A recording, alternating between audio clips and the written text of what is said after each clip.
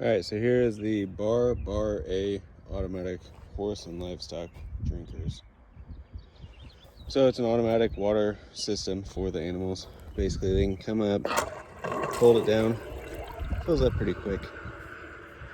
And then once they release, it basically drains down a tube through a strainer.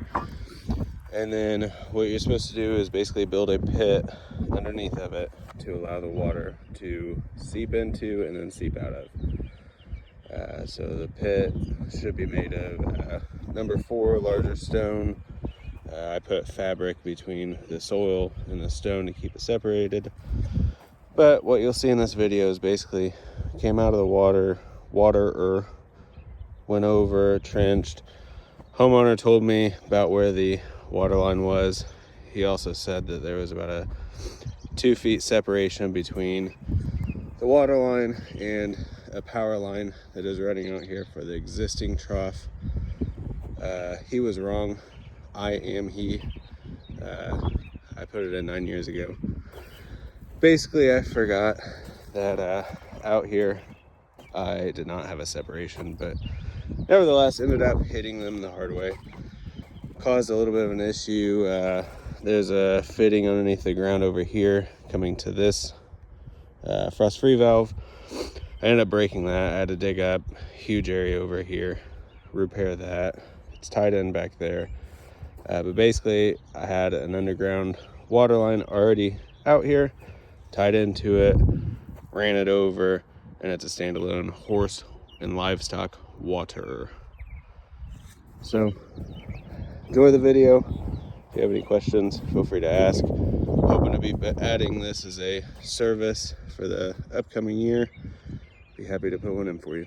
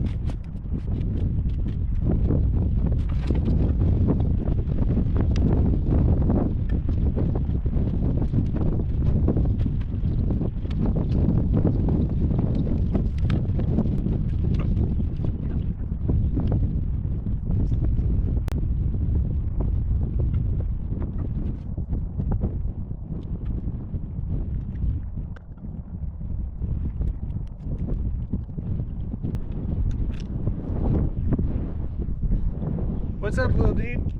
Nothing outside. Putting in the What are water. you doing all day down there? Oh, I'm mowing the grass. What are you doing? Nothing. Nothing like some down there, I see you. Of course. Look at I have my water boots. Hey, Boots on. you also have really nice jeans on, so you need to not get muddy. If you want to get down in here and help, you need to get some sweatpants on. Here, let me help.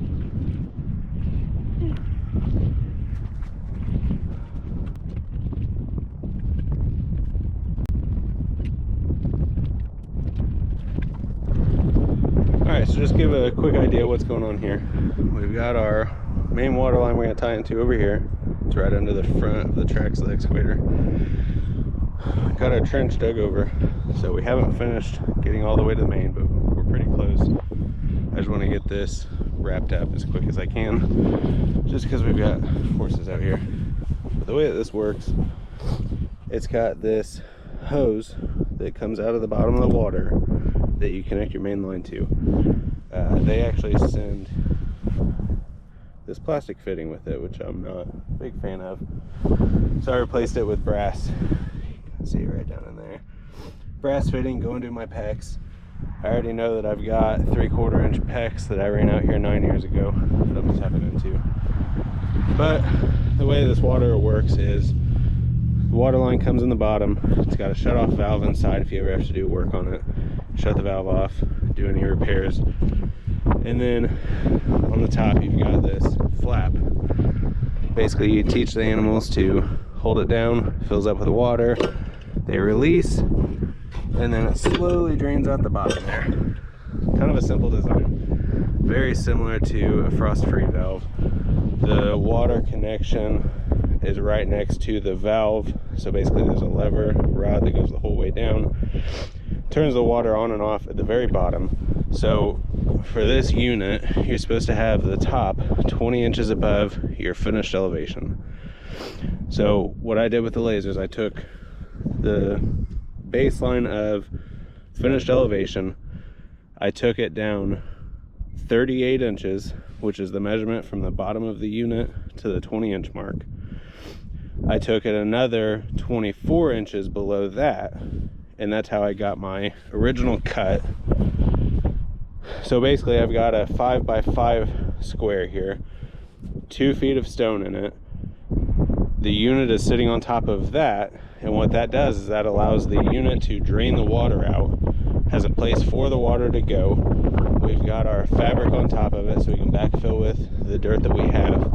It won't separate, or it'll keep a good separation. It won't sift down into the stone. Keeps a good drain bed for the unit. So basically it can always drain right out the bottom to empty out, and your water connection is always below the 36-inch frost line, at least for Indiana. So that's what we've got. I'm going to get a little bit more dug and try to get this part wrapped up. We'll see if we can get tied in over there today.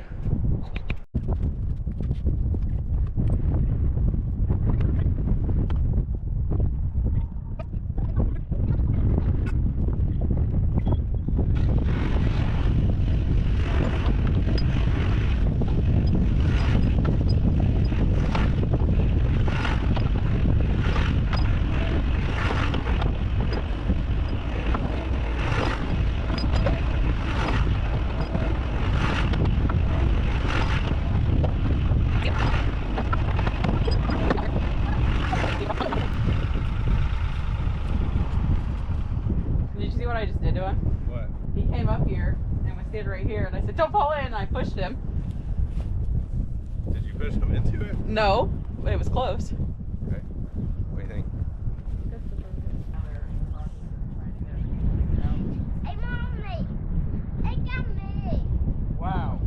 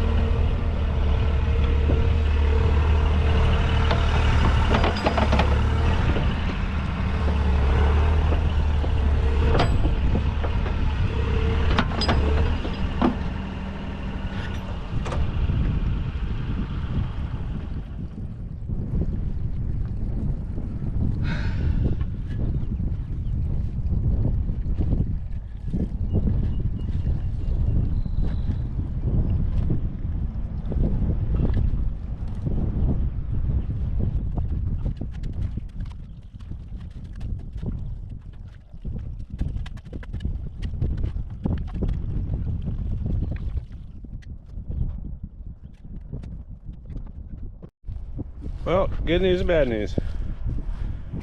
Good news is we're on. See, it's draining right now. It is working. Fill up.